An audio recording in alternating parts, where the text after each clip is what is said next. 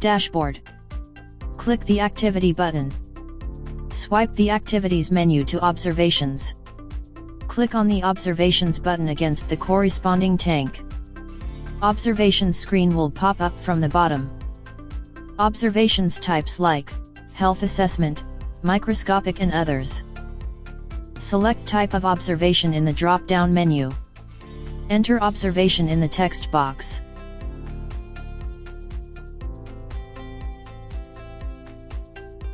Click on the Done button to finish adding observation. Once observation is added, icons will be displayed for the respective tank. Repeat the same for the remaining tank.